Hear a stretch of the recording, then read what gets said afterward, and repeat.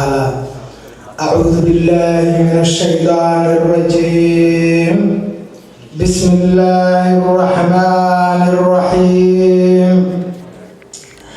ضرب الله مثلا عبدا مملوكا لا يقدر على شيء ومن رزقناه منا رزقا حسنا فهو ينفق منه سرا وجهرا هل يستوون الحمد لله بل أكثرهم لا يعلمون.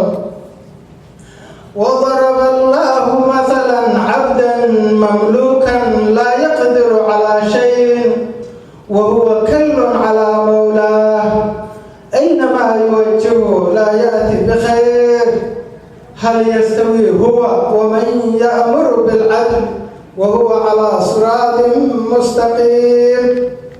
My dear respectful brothers and sisters, allow me to highlight these two verses before I get into my topic, which is the situation in Somalia. Allah subhanahu wa ta'ala proposes the parable of two individuals. He's giving us an example of two individuals in comparison. One of them is a slave and he is owned by someone else. And he or she is unable of doing anything of his own accord. He can't make his own decision. So that person is one side. The other side, Allah subhanahu wa ta'ala is telling us one, that he is saying, وَمَنْ رَزَقْنَاهُ مِنَّا رِزْقًا حَسَنًا فَهُوَ يُنْفِقُ مِنْهُ سِرًّا وَجَهْرًا. And when we have provided from us good provision and he spends from it secretly and publicly, openly and in any way, in a concealed way, in a revealed way, at right, left. So he spends whatever he has in any way possible. So that's another one. Allah subhanahu wa ta'ala is saying to us, can they be equal? These two. Because Allah is expecting you to say no. He said, Alhamdulillah, all the praise is due to Allah. And then he added that to say, بَلْ أَكْثَرُهُمْ لَا يَعْلَمُونَ. But most of the people are unaware of that. They cannot understand it. And continuously Allah is saying a comparison of two other men. One of them is deaf and dumb. And he has no power or no authority over anything. And he is burdened over upon his master. So whichever way his master directs him to or asks him to do, he brings no benefit, no good at all. So he is good for nothing. So that is another one. Allah is saying, is such a person equal to one who commands justice and is himself on a straight path? Obviously, these two are not deemed to be equal or comparable. And I want you to reflect and ponder upon these two verses, especially the wordings when Allah subhanahu wa ta'ala is using abdan, slave, who is not free, who cannot do whatever he wants, who cannot spend anything, any wealth. And then that one, why am I using that? Because I want to show you that reading these two verses with other verses, you can figure out that human beings are always in three categories. People are in three camps. One camp are those who are constructive and contributive. The other camp are destructive. They always destroy what the previous group built. So the former one constructs a house and the other one destroys. Then, is there anyone who can tell me the third group? The third group, who anyone can guess? The third group are non-zero. They are nothing. They are neither there nor there. And people who talk about IQ and psychology, they call them, they are only there for survival and reproduction. That group, they are worse than the group who are the destroyers. The destructive ones are even better than those who are nothing. Why am I using all that? Because I want to show that, I want to clarify one point, that we, nowadays, we become slaves, we are enslaved by someone, something else.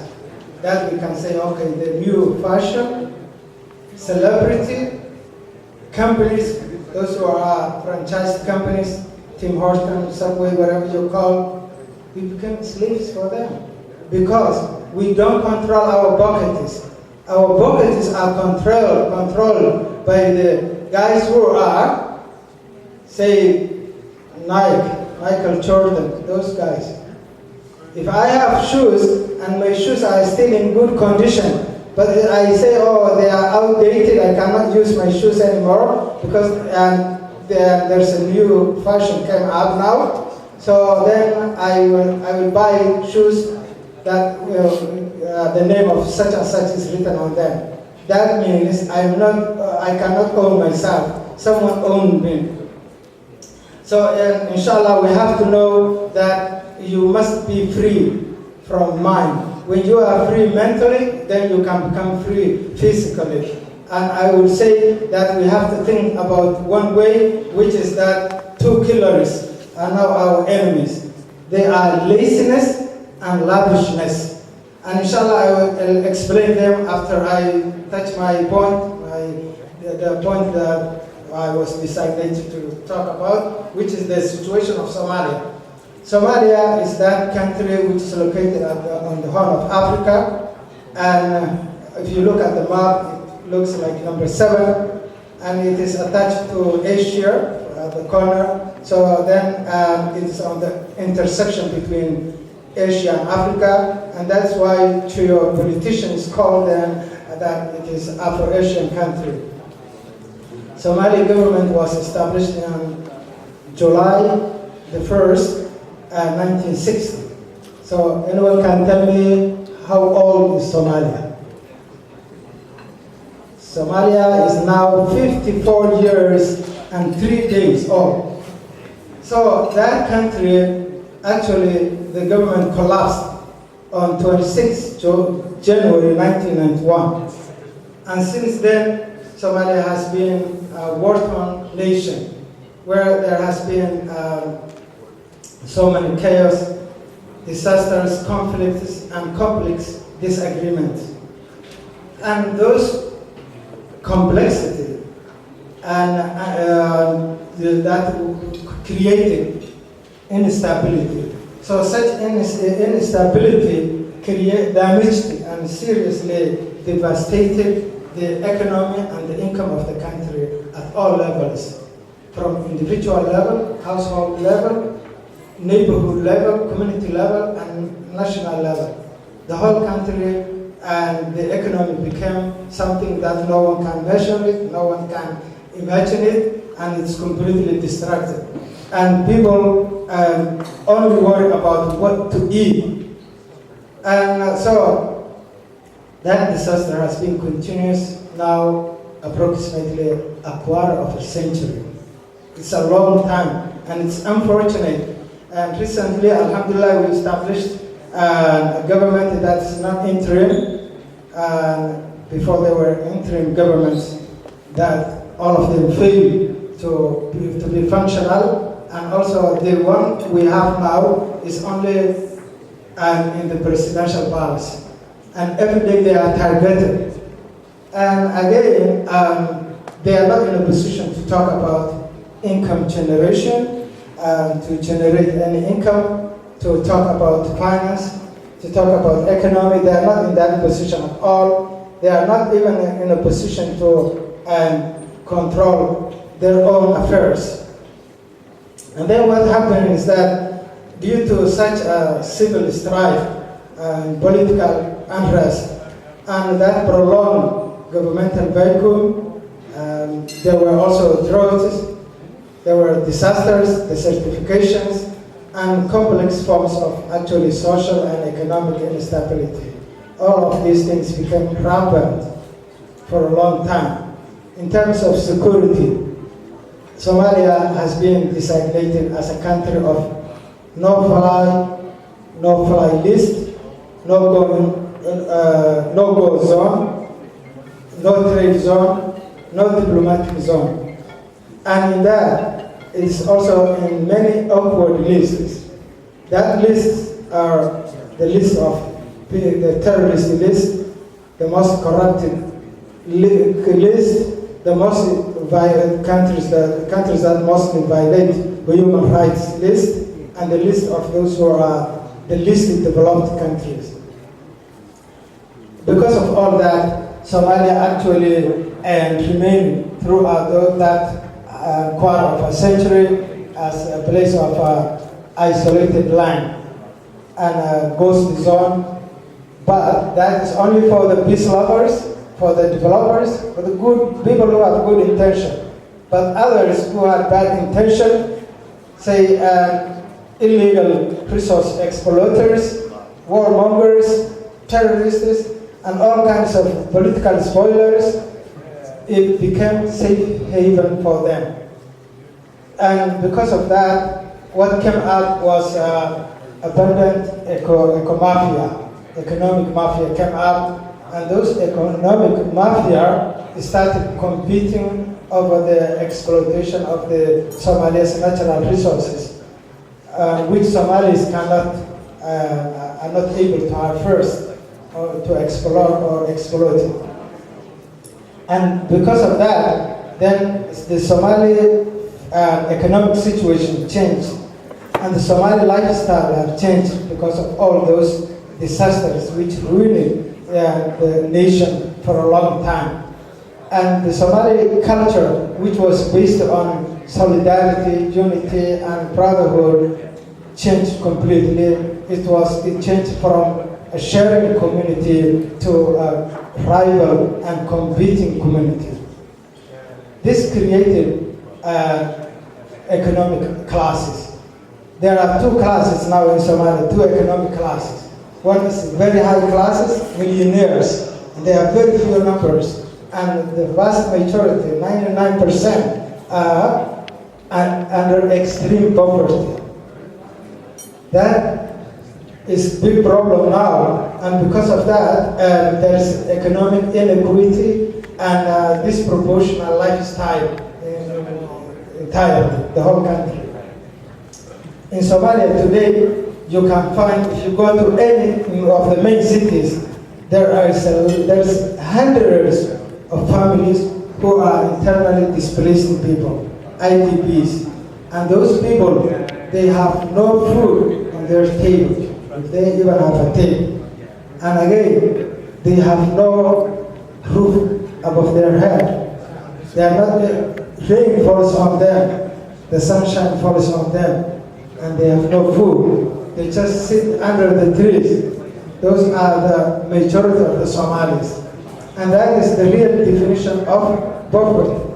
Poverty is defined in many ways that some of them use, some economists mostly use numerical usage system, while others argue that it is an ambiguous definition. There must be an ambiguous definition to be used in order to define poverty. So let's look at the definition of the World Bank. The definition of the World Bank says that it's anyone who lives with $2. Those who live on $2, they are in poverty. Somalis live on less than $1, not $2. And that because of Somalis now worry about the real meaning of poverty is there, because they worry about food and security and shelter. And the meaning of the real definition of poverty is lack of food, lack of security, lack of shelter, lack of clothes, and lack of medication. Therefore, the situation is a compilation of catastrophic incident which is influenced by multiple crises, including natural and man-made disasters, calamity, also we can say something that we can say a karma. We are paying back of what we did before. And because of that, Somalis are living in a long-term destitution. And in Somalia today, where there is food, and actually economists says that there are three things which are always important to alleviate, to eradicate poverty. That is food security, food justice, and food sustainability. In Somalia, where there is food security, there is no food justice. And when there is food security and there is food justice, there is no food sustainability. Therefore, poverty alleviation in Somalia needs multiple efforts to be taken, all of them simultaneously at the same time. And we can say the Somali families, most of the Somali families live in the category of poverty, which is called cycle of poverty. They are in the cycle of poverty, which is that the cycle of poverty is a social phenomenon where poor families become trapped in poverty for generations. And that's where we are today in Somalia. And that one, actually, there are many types of many sublines of poverty.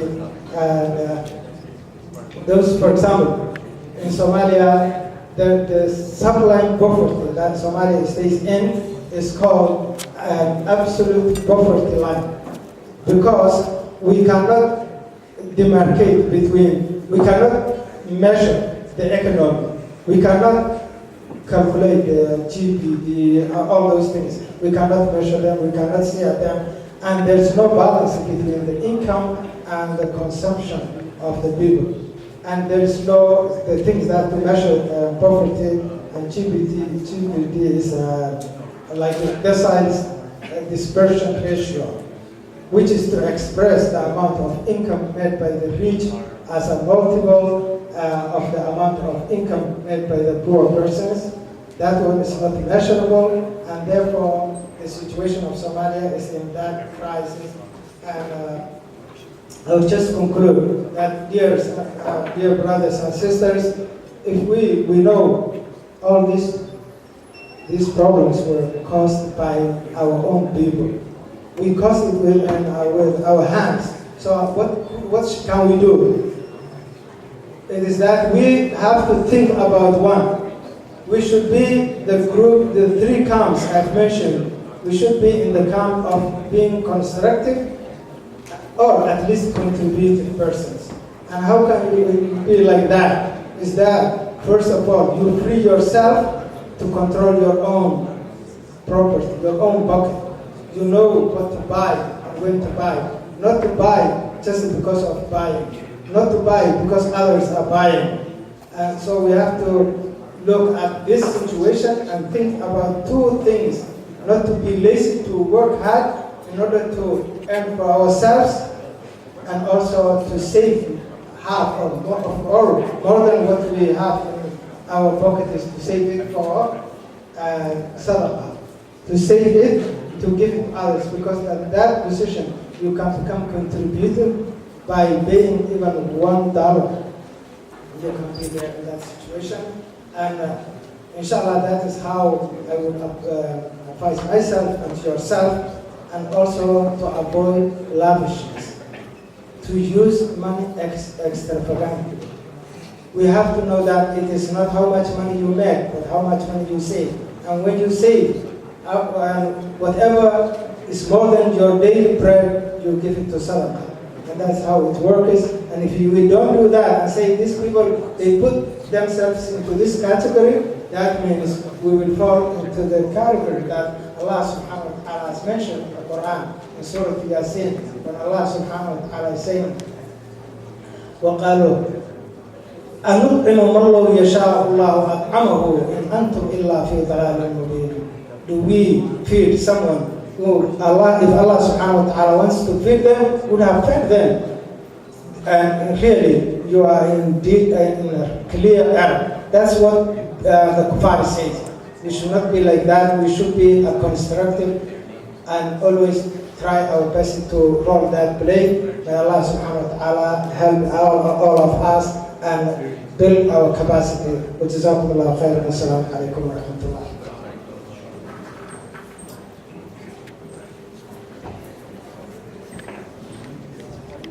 Jazakallah khairan for Dr. Qasim's insightful talk.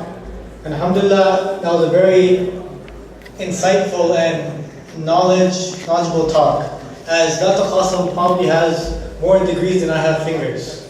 And I learned a lot of things from this talk. Number one, that Somalia is twice my age, plus 3 days. I also learned that the average Somali in Somalia lives under $2 a day. And the last thing I'd like to mention is he mentioned in the beginning of his talk mental blocks of how our minds think in a certain way. And I owe everyone here a true story, so I'm going to tell a story about that. This is a true story of something that happened to my cousin in the country I live in, Sri Lanka. So my cousin is about my mother's age, around 40, 50. He's a sheikh in Sri Lanka. So he memorized the Qur'an, he's very famous there.